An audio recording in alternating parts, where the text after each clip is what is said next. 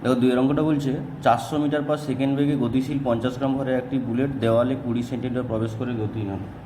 একটা দেওয়াল আছে, একটা বুলেট আসছে, ঠিক আছে।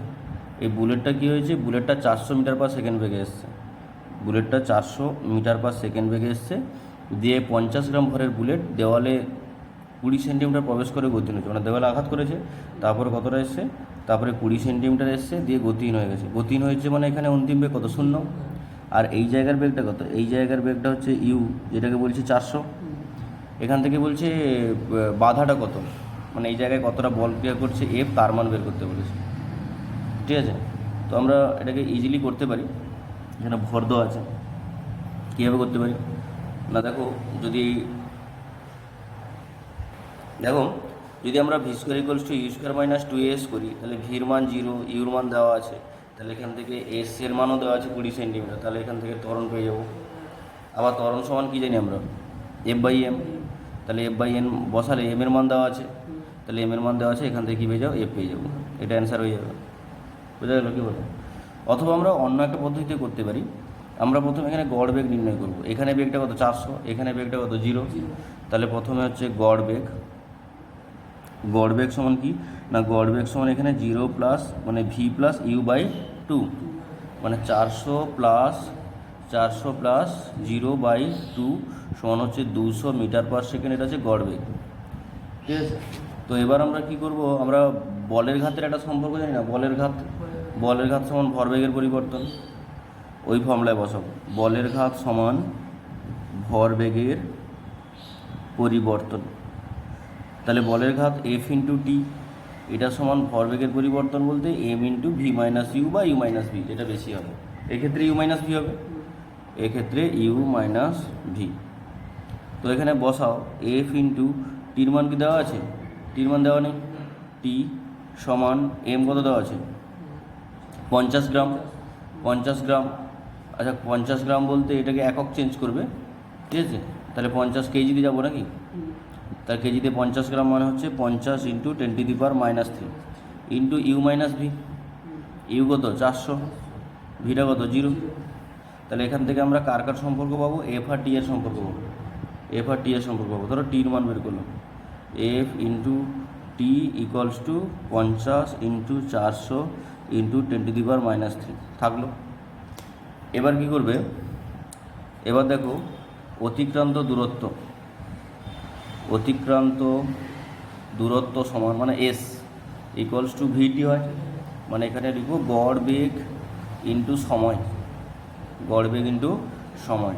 তাহলে গড় বেগ কত, এস ইকুয়ালস টু গড় বেগ কত, গড় বেগ হচ্ছে 200, এই যে 200, সময় কত টি, তাহলে এখান থেকে টির মানটা বের করে রাখবে, এই টির মানটা এখানে বসাতে হবে, টির মানটা বসালে এখানে এস এর মানও দেওয়া আছে, এস দেওয়া আছে কত 20 সেন্টিমিটার, মানে 20 সেন্টিমিটার মানে 0.2 মিটার, এত মিটার, ইকুয়ালস টু 200 ইন্টু টির মানটা এফ বাই 50 ইন্টু 400 ইন্টু 10⁻³।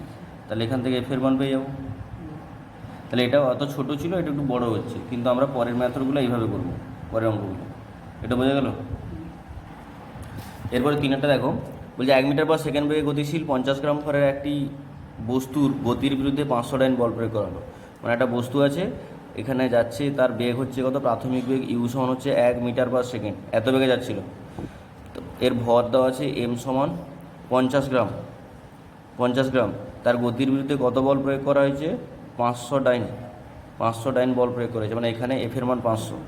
বলছে কতক্ষণ পরে আর কত দূরত্বে গতিশীল হবে, মানে এস এর মান বের করতে বলেছে আর টির বার করতে বলেছে, মানে কতটা দূরত্ব আসবে দিয়ে থেমে যাবে, অন্তিম বেগ 0 এখানে, ঠিক আছে। তো তাহলে আগের মতো কী করবো, গড় বেগ, তাহলে ডাইরেক্ট গড় বেগ সমান তাহলে ইউ প্লাস ভি/2, তাহলে ইউটা কত, আচ্ছা সব কিছু সিজেসে আছে, এটাকে 100 করে দিলাম, 100 সেমি পার সেকেন্ড, তাহলে 100 প্লাস 0/2, ঠিক আছে না, সমান 100/2 সমান কত 50। এবার তাহলে কি অতিক্রান্ত দূরত্ব সমান, না তার আগে হচ্ছে বলের ঘাত, এফ ইন্টু টি সমান এম ইন্টু এখানে ইউ মাইনাস ভি, তাহলে এফ কত দেওয়া আছে 500 ইন্টু টি সমান এম কত বলো 50 ইন্টু ইউ কত, ইউ হচ্ছে 100 মাইনাস 0, এখান থেকে আর মান পেয়ে যাবো টি এর মান, এরপরে কি বের করতে হবে? এস ইকুয়ালস টু গড় বেগ ইন্টু সময়, এস ইকুয়ালস টু গড় বেগ ইন্টু টি। তাহলে গড় বেগ কত? 50, আর টির মান তো এখানে বের করবে এখান থেকে, তাহলে এখান থেকে এসের মান পেয়ে যাবে, মানে টির মান বেরোবে। এটা যদি আচ্ছা টির মান এখানে এটা থাক, দিলে এখানে এসের মান পেয়ে যাবে, এখানে টির মান পেয়ে গেলে এখানে এসের মান পেয়ে গেলে, দুটো অ্যান্সার হয়ে গেলো। এটা একটা অ্যান্সার হয়ে যাবে, এটা একটা অ্যান্সার। বোঝা গেছে? এরপর দেখো একই রকম 4-এর অঙ্কটা আমি পুরোটা করবো না, শুধু 4-এর অঙ্কটা আমি প্রথমটা বুঝিয়ে দিচ্ছি। মানে আগে যে দুটো অঙ্ক করলাম 2-এর দাগ 3-এর দাগ সেরকমই হবে, বাকিটা বুঝিয়ে দিচ্ছি। বলছি দেখো একটা বস্তু ওপর থেকে 20 কেজি ভরের একটা বস্তু 20 মিটার উচ্চতা থেকে মাটিতে পড়লো, এখানে মাটিতে পড়বে। এই উচ্চতাটা কত? 20 মিটার। 20 মিটার উচ্চতা থেকে 20 কেজি ভরের একটা বস্তু পড়ছে, এই বস্তুটার ভর হচ্ছে 20 কেজি, যেটা কোথা থেকে পড়ছে? 20 মিটার উচ্চতা থেকে পড়ছে। মাটির দ্বারা 1000 নিউটন বাধা পেল, এফ ইকুয়ালস টু 10,000 নিউটন, 1 2 3 4। এখানে বাধা পেয়েছে কত? 10,000 নিউটন।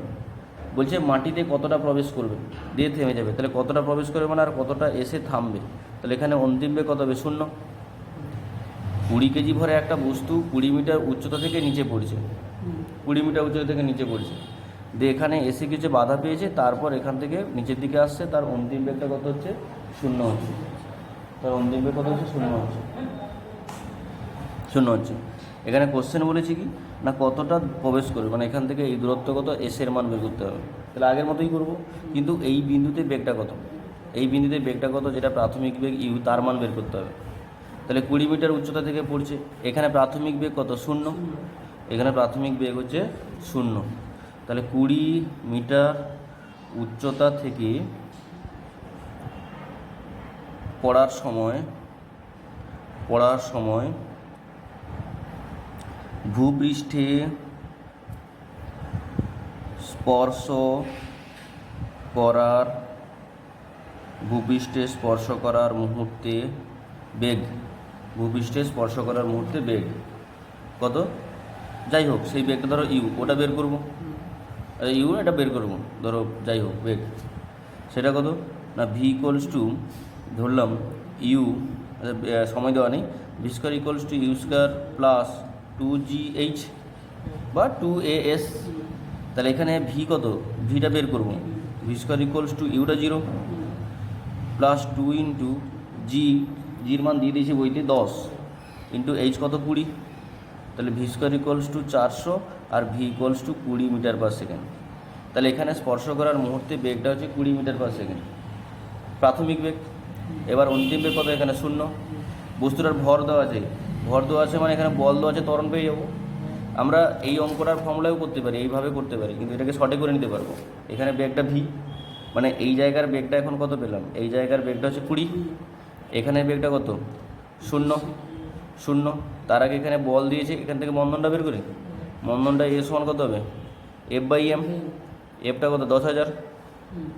তাকে ভাগ করবো কত? ভর দিয়ে, 20 দিয়ে, সব এই সাইডে মান দেওয়া আছে তো, হ্যাঁ 20 দিয়ে। তাহলে 20 দিয়ে করলে 0 একটা কেটে যাবে, 500 হলো, 500। তাহলে এখান থেকে এরপরে কী করবে? V square equals to u square minus 2as, v 0 u কত? 20, তার হোল স্কোয়ার মাইনাস 2 ইন্টু এর মান কত? 500 ইন্টু এস। তাহলে এখান থেকে এস এর মান পেয়ে যাবো তো? বোঝা গেছে? দেখো 5টা তোমরা নিজেরা করতে পারবে, আগে যেগুলো করলাম তাদের মতো করে হবে, তো সেটা করলাম না। 6টা করছি, এটা এইডব্লিউ 6টা করছি। দেখো 6টা দেখো কী বলছে, যে 10,000 কেজি ভরে একটা বেলুন আছে, একটা বেলুন এরকম আছে, এটা হচ্ছে 10,000 কেজি, না 1,000 কেজি, 1,000 কেজি ভরে একটা বেলুন আছে, এটা এই জায়গায় স্থির আছে, এটা উপর দিকে যাচ্ছে না, কোনো দিকে যাচ্ছে না। হঠাৎ এখান থেকে একটা 200 কেজি ভরের পাথর ফেলানো হলো, একটা 200 কেজি ভরের পাথর ফেলানো হলো। যখন 200 কেজি ভরের পাথরটা পড়ছে তখনই বেলুনটা গতিশীল হচ্ছে। বেলুনের উপর যেই মুহূর্তে 200 কেজি ভরের পাথর পড়ছে তখনই বেলুনটা উপর দিয়ে গতিশীল হচ্ছে, তা না হলে বেলুন গতিশীল হচ্ছে না। তাহলে বেলুন স্থির ছিল, বেলুন কেন উপর দিকে ওঠে না? ঊর্ধ্বমুখী লম্ব বল, যেটাকে বলি কি প্লবতা বল। বেলুন প্লবতা বলের জন্য ত্বরণ নিয়ে উপরের দিকে ওঠে। তাহলে প্রথমে প্লবতা বল ছিল না, 200 কেজি ভরের পাথর পড়ার পরে প্লবতা বল সৃষ্টি হচ্ছে। তাহলে 200 কেজি ভরের যে পাথরটা আছে এই প্লবতা বল সৃষ্টি করাচ্ছে। তাহলে প্লবতা বলের মান কত? প্লবতা বল এফ ইকুয়ালস টু তাহলে mg, তাহলে 200 ইন্টু জির মান কত 9.8, দেওয়া নেই কিছু না, 9.8 দেওয়া আছে, এটা হয়ে গেল। এবার যখন বেলুনটা উপরের দিকে উঠছে, বেলুনের ওজন কত বলো তো? বেলুনের ওজন কত? দেখো 1000 ছিল, সেখান থেকে 200 পড়ে গেছে, তাহলে কত নিয়ে যাবে? 1000 মাইনাস 200 মানে 800, মানে 800 যে 800 কেজি ভরের বেলুনটা উপরের দিকে উঠবে, তাহলে তখন তার ঊর্ধ্বমুখী ত্বরণ কত? না ঊর্ধ্বমুখী ত্বরণ এ সমান মানে ত্বরণ 200 ইন্টু 9.8 বাই তার ভরটা হচ্ছে 800, দিলে এটা যা অ্যান্সার বেরোবে ধরো মিটার পার সেকেন্ড স্কয়ার, যা অ্যান্সার বেরোবে সেটা। বোঝা গেল এই ছোট্ট অঙ্ক? তারপরে এখানে যে অঙ্কগুলো আছে তোমরা করবে, আমি বলছি না, শুধু 8 অঙ্কটা একটু বলে দিচ্ছি। বলছে M1 কেজি ভরের একটা বস্তু আছে, M1 একটা কেজি ভরের বস্তু আছে যার উপরে 10 নিউটন বল ক্রিয়া করছে, তখন তার ত্বরণ হয়েছে 10 metre per second square. M1 ভর, তার উপরে 10 নিউটন বল প্রয়োগ করেছে, তার ফলে ত্বরণ হয়েছে এত, তাহলে M1 এর মান কত? না F ইকুয়ালস টু আমরা কি জানি ma, তাহলে M সমান কী হয় F বাই এ, তাহলে এক্ষেত্রে M1 সমান F বাই এ হবে, F এর মান কত 10 নিউটন, আর ত্বরণ কত 10, মানে এটা 1 কেজি। দ্বিতীয় ক্ষেত্রে দেখো ওই M2 ভরের বস্তুর উপরে, একটা M2 ভরের বস্তুর উপরে একই পরিমাণে বল প্রয়োগ করা হয়েছে, মানে 10 নিউটন বল প্রয়োগ করা হয়েছে, তখন তার ত্বরণ কত হয়েছে? ত্বরণ হয়েছে 5 মিটার পার সেকেন্ড স্কয়ার। তাহলে এক্ষেত্রে ভর M2 সমান কত হবে? না এক্ষেত্রে ভর M2 সমান সে F বাই এম, F কত 10 আর এ কত 5, 5 দিয়ে 10 2 কেজি এটা, তাহলে মোট ভর কত? M1 plus M2 equals to 1 plus 2 সমান 3 কেজি, 3 কেজি। তাহলে এখানে টোটাল কি হচ্ছে? টোটাল যে M1 আর M2 ভরের যে বস্তু আছে, এই দুটো বস্তুকে বলছে একত্রিত করে একই বল প্রয়োগ করা হলো, তাহলে একত্রিত করলে এটা এর উপরে একই বল প্রয়োগ করবে, মানে কি 10 নিউটন বল প্রয়োগ করা হয়েছে, তাহলে তখন তার ত্বরণ কত? না তখন তার ত্বরণ এ ইকুয়ালস টু F বাই তাহলে M1 প্লাস M2, তাহলে F এর মান কত? F এর মান হচ্ছে 10 আর এটা হচ্ছে 3, তাহলে 10/3 মানে 3.33 metre per second square, 3.33 metre per second square. বুঝতে পারলে? 11 আর 12 এর থিওরিটা বলছি, 11-12 থিওরিটা বলছি। দেখুন একটা বল ধরো এইভাবে এসছে, কত বেগে? ইউ বেগে এইভাবে এসছে, এরপরে ব্যাটের দ্বারা আঘাতে সেই দিকে যাচ্ছে, কত বেগে? ভি বেগে। তাহলে এখানে ইউ আর ভি এ দুটোর অভিমুখ কি একই? এখানে ইউ এবং ভি এ দুটোর অভিমুখ একই নয়, এ দুটোর অভিমুখ আলাদা। এক্ষেত্রে দেখো দুটোর অভিমুখটাকে একই করব, তাহলে এটা যেহেতু নিচের দিকে ছিল, এটাকে যদি আমি ওপর দিকে এখন এভাবে করি, তাহলে এটাকে কী লিখবো? মাইনাস ইউ ভেক্টর, মানে ভেক্টরটা মাইনাস ইউ, তীর না দিলে চলবে, তাহলে মাইনাস ইউ। তাহলে এখন এর অভিমুখ মোটামুটি একই দিকে হয়েছে। এক্ষেত্রে বেগ পরিবর্তন কি হবে? না এক্ষেত্রে বেগ পরিবর্তন আমরা কি জানি? ভি মাইনাস ইউ, তাহলে এক্ষেত্রে বেগ পরিবর্তন কত হবে? ভি মাইনাস ইউ সমান ভি প্লাস ইউ, এটা বেগ পরিবর্তন। যদি বলে ত্বরণ কত? ত্বরণ মানে কি জানি আমরা? ত্বরণ বেগ পরিবর্তন বাই সময়, এক্ষেত্রে কী হবে? V plus you by T. যদি বলে বলের ঘাত কী হবে?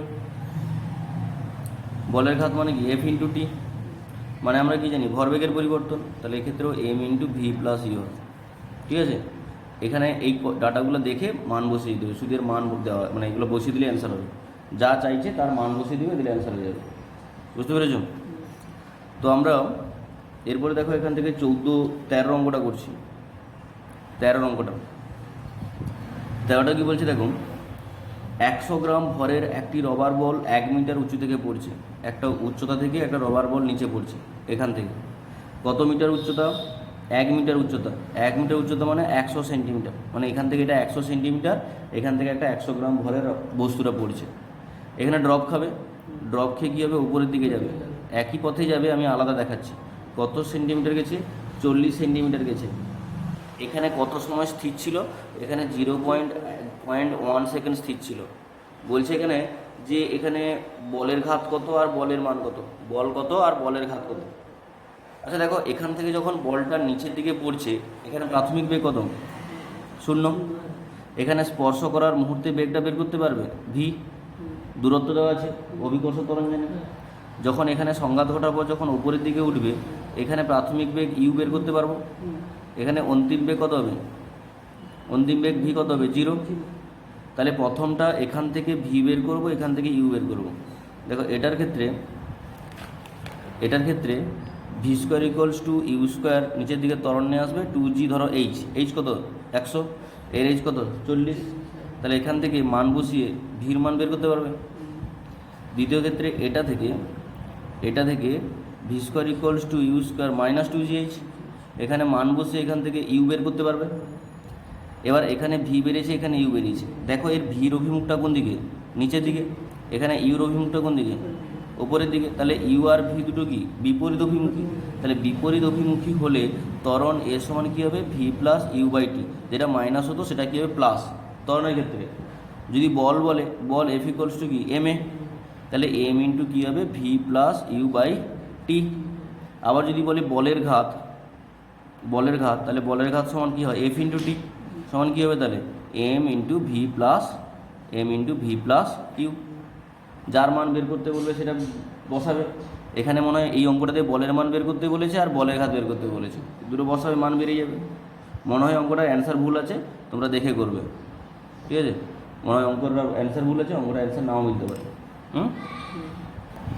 এবারে 16 দাগের মাত্রা করছি, 16 দাগ, ঠিক আছে। ছবিটা আঁকি, দেখো আগে। দেখো এই ছবি আছে, এই ছবি থেকে এখান থেকে ধরো এই T1টা এর মান নির্ণয় করতে বলেছে, আর এখানে T2 এই টানটা নির্ণয় করতে বলেছে।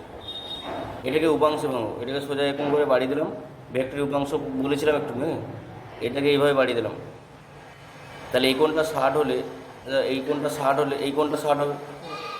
এবার এই T1কে উপাংশে ভাঙো, 60 ডিগ্রি মানে এই কাছের দিকটা কী হবে T1 cos 60, আর এর সঙ্গে এই লম্বটা কী হবে T1 sin 60। এবার এই T2কে উপাংশে ভাঙবো, এদিকে বাড়িয়ে দিলাম, এটা একটা। এই T2টা এর সাপেক্ষে 60-এর সাপেক্ষে, এদিকটা কী হবে তাহলে T2 cos 60, আর এদিকটা কী হবে T2 sin 60। এদিকটা এটা কী ছিল, এটা T1 হবে না, 1, ছবি বোঝা গেছে। এবার এখান থেকে সাম্যাবস্থার শর্ত নির্ণয় করব। সাম্যাবস্থার শর্ত বলতে না, দেখো এই বিন্দু সাপেক্ষে এইদিকে একটা বল আছে, এদিকে একটা বল আছে, এই দুটোকে সমান করবো। আচ্ছা এখানে দেখো 4 কেজি আছে, তাহলে নিচের দিকে বলটা কত হবে 4 ইন্টু জি, mg আর কি, সমান তাহলে কত হবে 4 ইন্টু 10, মানে এটা 40। এবার এই বিন্দু সাপেক্ষে এইদিকে একটা বল এটা, আর এদিকে একটা বল এটা। আবার এর সাপেক্ষে এইদিকে একটা বল কত T1 sin 60, তার বিপরীত দিকে একটা বল ক্রিয়া করছি দুটো T2 cos 60 প্লাস 40। এই দুটোকে সাম্যাবস্থায় এই দুটোকে করো ছবি দেখি। তাহলে এখন লিখতে পারি T1 cos 60 equals to T2 sin 60, এটা 1 নম্বর। 2 নম্বর এদিকে কী আছে T1 sin 60, তাহলে T1 sin 60 equals to T2 cos 60 plus 40, তাহলে T2 cos 60 প্লাস 40। এই দুটো ইকুয়েশনকে কী করবে সরল করবে, এই দুটো সমাধানকে সরল করে sin 60 cos 60 মান বসিয়ে দেবে, দুটোকে সরল করবে, দিলে এখান থেকে T1 বেরোবে, দিলে এখান থেকে T2 বেরিয়ে যাবে, এখান থেকে T1 T2 বেরিয়ে যাবে। বুঝতে পারলে কি বললাম। 17 দাগের অঙ্কটা দেখো। 17 দাগের অঙ্কটা একটা লিফটের ছাদ থেকে একটা 1 কেজি ভর ঝোলানো হয়েছে। সেটি বলছে সর্বোচ্চ 14.7 নিউটন বল সহ্য করতে পারে, টান সহ্য করতে পারে।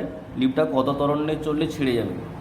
আমরা লিফটের ঊর্ধ্বগতির ক্ষেত্রে লিফট যদি এ ত্বরণে উপর দিকে যায়, তাহলে আমরা তার ফর্মুলা কী জানি না, R equals to m into g plus a. আমরা এখানে ধরে নিচ্ছি লিফটটা উপরের দিকে গতিশীল হবে, ধরে নিয়েছি, দিয়ে লিখেছি R equals to m into g plus a. এখানে আর এর মান দেওয়া আছে 14.7 নিউটন, সমান এম দেওয়া আছে 1 কেজি, ইন্টু জি আমরা কি জানি 9.8, প্লাস এ আছে। এখান থেকে এ এর মান বের করবে। দেখো আমরা এ ধরেছি কি ছবিতে, প্রথমে ধরে নিয়েছি কি ওপরের দিকে।